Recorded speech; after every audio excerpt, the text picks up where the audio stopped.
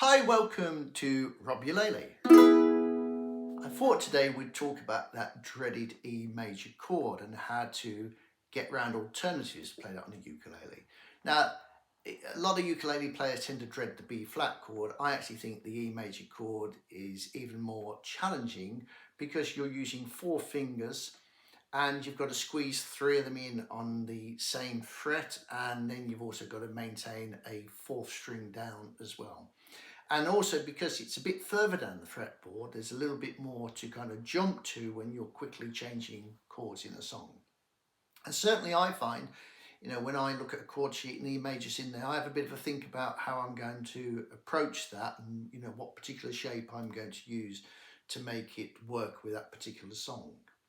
So let's first of all think about the E major chord itself. So all chords are made up of kind of three root notes, and E major would be E, B, G sharp. Now, most of you will then be asking, well, why do I need four notes then on a ukulele? And like commonly on ukulele and guitar and piano, notes get repeated.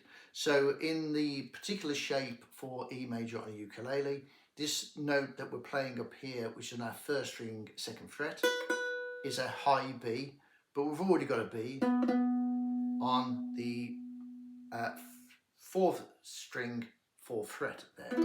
So we can actually dispense with one of those. So we've actually, if I lifted up my fourth finger here and just played those three strings, that would be an acceptable E major. Same way if we do it the other way round and we take that first finger off and avoid playing that first string, which can be awkward if you're strumming, but if you're finger picking, again, we've got a perfectly acceptable E major there as well. What most players commonly do is use this particular shape here,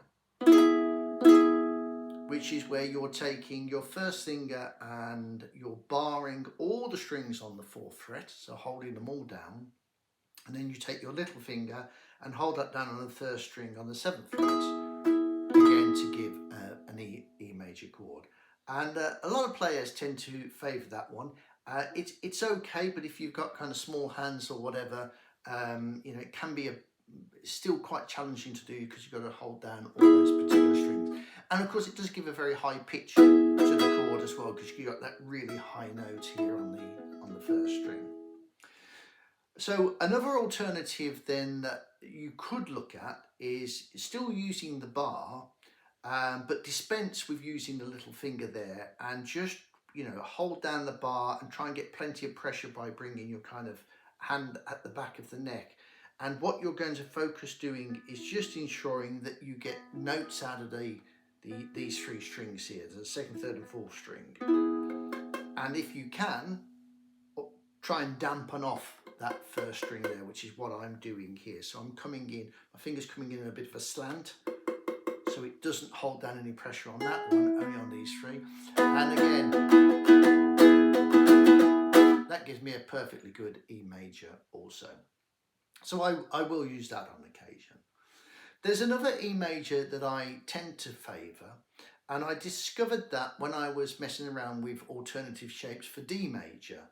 So, commonly we play D major down there, but I quite like this shape up here.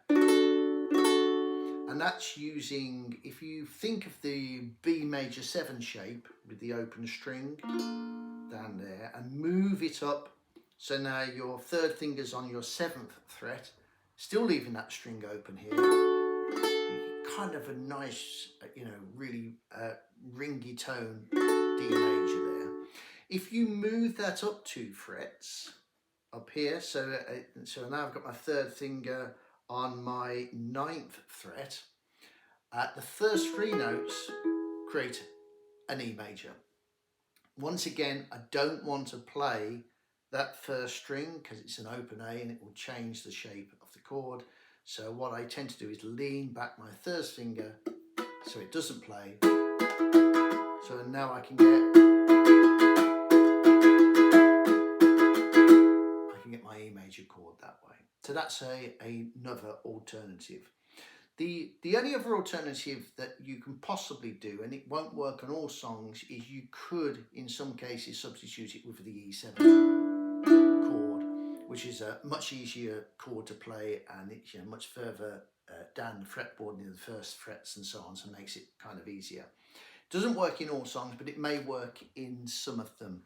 So there you have it. We've got those various chord shapes that you can use to play E major. All of them require a little bit of compromise, because you may have to, I say, miss certain notes out, dampen certain notes out.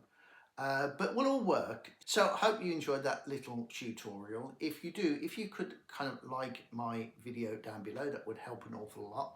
Even better if you could subscribe to my channel, and good luck and enjoy the ukulele.